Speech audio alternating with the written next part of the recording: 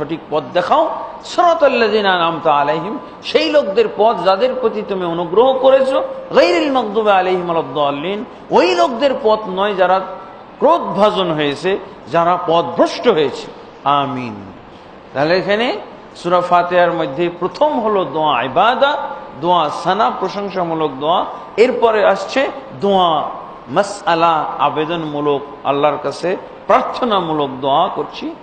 এই জন্য এই দোয়াটা আল্লাহ তাবারক ওয়া তাআলার কাছে গ্রহণযোগ্য, এবং এই দোয়াটাকে আল্লাহ তাবারক ওয়া তাআলা ফরজ করে দিয়েছেন, রাসূলুল্লাহ সাল্লাল্লাহু আলাইহি ওয়াসাল্লাম সালাতের জন্য ফরজ করে দিয়েছেন।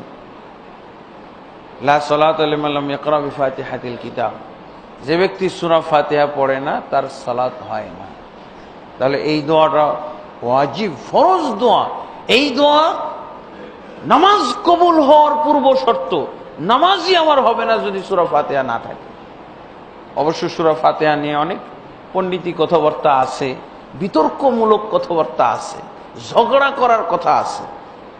সূরা ফাতিহা লাগবে লাগবে না, বড় বড় মৌলবীরা বলছে সূরা ফাতিহা লাগবে না, হ্যাঁ, অথচ হাদিসে পাওয়া যায়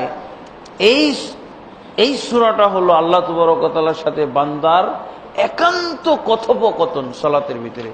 এই সূরাটাকে আল্লাহ তাবারক ওয়া তাআলা বান্দা এবং আল্লাহর মাঝে ভাগ বন্টন করে দিয়েছেন। যে আল্লাহর কাছে বন্টন চায় সে সূরা ফাতিহা পড়বে, যে আল্লাহর সাথে দোয়া ভাগাভাগি করতে না চায় সে পড়বে না, যার দোয়ার দরকার নেই। এটা হলো ওয়াজিব দোয়া, এটা পড়তেই হবে। ইমাম সাহেব পড়লেই হয়ে যায় না, এটা হবে না। মুক্তাদিদেরকেও পড়তে হবে। এটা হলো সবই পড়বে মুক্তাদি, খালি সূরা ফাতিহাটাই পড়বে না, এটা হইল নাকি? সূরা ফাতিহা বলতেছে, সূরা ফাতিহার ক্ষেত্রে বলতেছে ইমামকে দায়িত্ব দিয়ে দিস। তুমি এর আগের গুলো দায়িত্ব দাওনি? তাকবীরে তাহরিমাটা,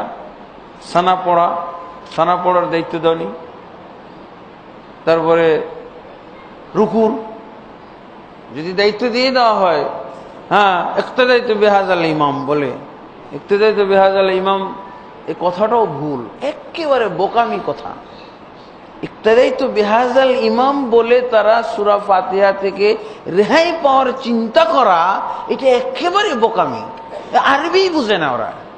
আরে যে আরবিটা বানাইলা, এই আরবিটা আমল করো, এর অর্থ করো, অর্থ শিখাও মানুষকে, তাহলে না বলবে হুজুর আপনি তো বোকা, আপনি ইক্তাদাইতু বিহাযাল ইমাম পড়তে শিখাচ্ছেন অথচ সূরা ফাতিহা পড়তে নিষেধ করছেন, আপনি তো বোকা হুজুর। ইক্তাদাইতু বিহাযাল ইমামের অর্থ কি? আমি এই ইমামের অনুসরণ করিলাম। অনুসরণ মানে কি? ও যা করবে আমিও তাই করব, ও যা করবে না আমি তা করব না। ওই হুজুরগুলোর আরবি বাক্যটা কারেকশন করে নেওয়া উচিত। যদি ওরা নিজেরাই ভুল না বুঝে তো কারেকশন, ওরা যেটা এই আরবি বাক্যর যে অর্থ তারা নেয়, এই আরবি বাক্য থেকে যে সুবিধা অর্জন করতে চায়, এই সুবিধা অর্জন করার, এই অর্থ পাওয়ার এই বাক্যের মধ্যে কোনো সুযোগ নাই। ওই বোকাদেরকে আমি একটা আরবি ভাষা শিখাই দিই, এই অর্থ অনুযায়ী আরবি কি হবে? ইক্তাদাইতু বিহাযাল ইমাম, এটা ক্রস। আপনারা যেটা চাচ্ছেন এই বেদাতি বানোয়াট আরবি বাক্য, আরবিটা তো ভুল হয়ে গেছে। ওদের বেদাতি বাক্য হওয়া উচিত ছিল ইক্তাফাইতু বিহাযাল ইমাম, ইক্তাফাইতু বিহাযাল ইমাম। তারা যে সুবিধা চায় ইক্তাদাইতু বিহাযাল ইমাম দিয়ে, এই সুবিধার থেকে ওরা বঞ্চিত হবে। এই আরবিটার যদি তরজমা করা হয় তারা বঞ্চিত হয়ে যাবে। এমনি তো বেদাতি বাক্য, তারপরে বেদাতি বাক্যর ভুল অর্থ, ভুল মর্ম, ভুল নির্দেশনা, ভুল অর্থ, তো বোকা হুজুর না ওগুলা? হুজুরগুলো সব বোকা, 100% বোকা, একজন আরবি বুঝে না। তাদের আরবিটা হলো ইক্তাফাইতু বিহাযাল ইমাম। ভালো করে মুখস্থ করে নেন কি? ওরা যেটা সুবিধা চায় এই বাক্যতে ওই সুবিধা নাই, এই বাক্যতে অসুবিধা আছে ওদের। এই বাক্যর নির্দেশনা অনুযায়ী সূরা ফাতিহা ওকে পড়তেই হবে, না হলে এই বাক্যটা ভুল।